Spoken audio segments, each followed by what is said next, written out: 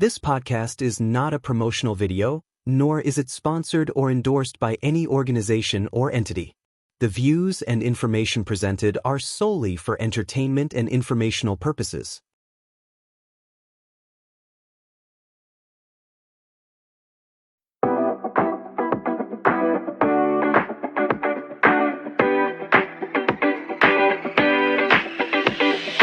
Hey, everyone.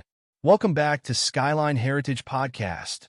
I'm your host, Andrew Williamson, and today we're diving into a place that often gets a lot of attention in the news, but not always for its beauty, culture, and amazing places to visit.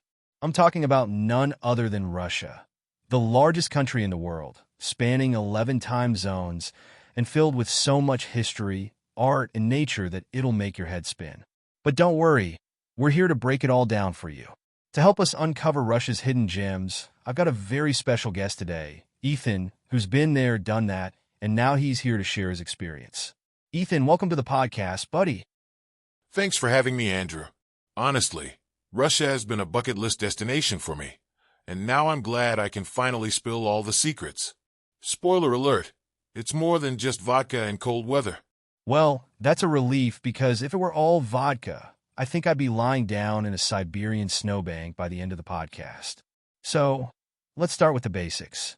Why should someone want to visit Russia in the first place? I mean, it's not always the first place that comes to mind when people are planning their next vacation, right? You'd be surprised, Andrew. Russia is one of those countries that's incredibly diverse, full of history, and has landscapes that will blow your mind.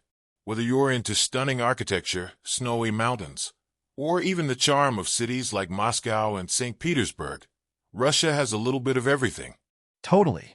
I think the perception is often that Russia is just cold, right? Everyone just imagines gray skies and snowflakes. But if you dig a little deeper, there's so much more to it. Exactly. And let's be honest, the cold isn't as bad as people think. Sure, you'll need to layer up like a burrito in winter, but that's part of the fun, right? Okay. Let's start with the eye candy.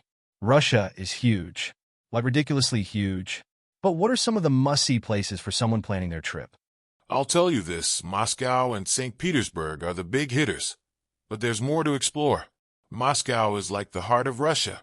The Kremlin, Red Square, and St. Basil's Cathedral? Iconic. I mean, who wouldn't want to stand in front of that candy cane cathedral? I know, right? It looks like something straight out of a fairy tale. But hey, for those looking for something a little different, what about St. Petersburg? Ah, St. Petersburg. This city is like Russia's Venice, but without the gondola rides and more palaces than you can count. The Hermitage Museum, for instance, has a collection that could make any art lover's head explode. If you like art, this is your heaven. And don't forget about the White Nights Festival, when the sun barely sets and the entire city turns into one big party. That sounds magical. I'd probably never sleep with all that daylight. But what about nature? We can't ignore that vast Russian wilderness. Where should a nature lover go? Well, if you're looking for wilderness, I'm talking about Lake Baikal. It's the deepest freshwater lake in the world, and in winter, it freezes over into this gorgeous, almost alien landscape. You've got the Urals, the Altai Mountains, and then there's Kamchatka, which is just pure adventure land, volcanoes, hot springs, and wildlife everywhere. It's like being in a real-life nature documentary. You just sold me on Lake Baikal. You know, as long as I don't have to wrestle any bears along the way. No promises, Andrew. Let's switch gears and talk about culture and history. Russia's history is as vast as its geography, and there are centuries of stories to tell. How do you even begin to take it all in? Oh man, it's tough. I'd recommend starting with the Russian Revolution and Tsarist history. The Romanovs, Russia's royal family, have one of the most dramatic and tragic stories in history. And if you're in St. Petersburg, you can visit the Peter and Paul Fortress, where a lot of this royal drama unfolded. It's like watching a real-life soap opera, but with way more beheadings. Exactly. And let's not forget the Soviet era, the Cold War, the space race, and all that.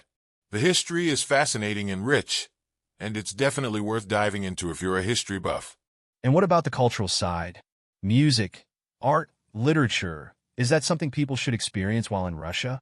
Definitely. Russia has birthed some of the greatest minds in literature, from Tolstoy to Dostoevsky.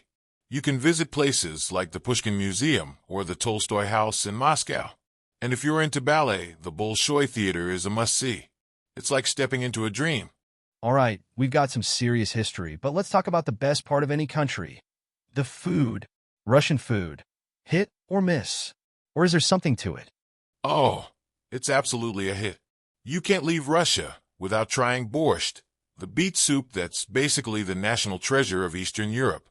I had it everywhere I went, and each bowl was a little bit different.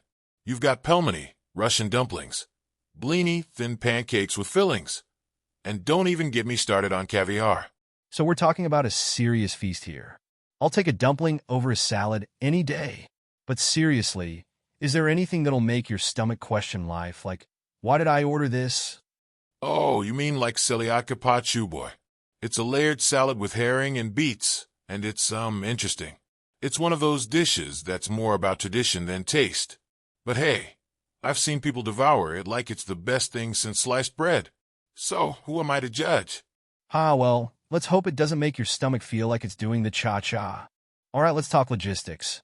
Now, getting to Russia can sometimes be a little tricky, thanks to the whole visa process. I hear that's a bit of a hassle. Ethan, what's the deal? Oh man, it's like the Olympics of paperwork. But don't worry, it's totally doable. First off, you'll need to apply for a tourist visa.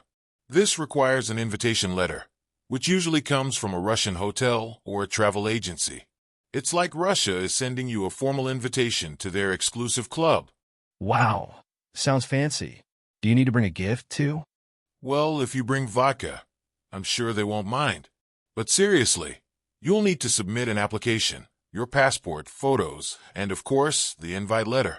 After that, it's a bit of waiting, but you'll get your visa. The kicker is, you have to register your stay within 3 days of arrival, or else you're technically in violation of Russian law. So keep those documents safe. Got it. Don't forget the papers or bring any unwanted attention to yourself. But I'm sure you'll be fine as long as you're not sneaking any extra caviar in your suitcase. Exactly, Andrew. It's all about playing it by the book. So, before we wrap up, what's the one thing you'd tell people who are considering a trip to Russia? Don't let the stereotypes fool you. Russia isn't just about cold winters and big political conversations. It's about rich culture, stunning landscapes, incredible food, and meeting some of the warmest, most hospitable people I've ever encountered. That's a great note to end on. I think we've just scratched the surface, and I'm definitely putting Russia on my travel list.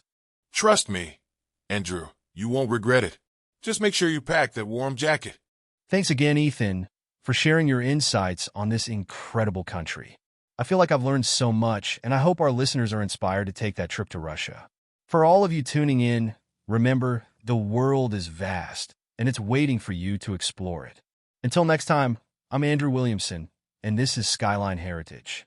Stay curious, and meet you in another exciting and fiery video. Goodbye. Catch you on the flip side, folks.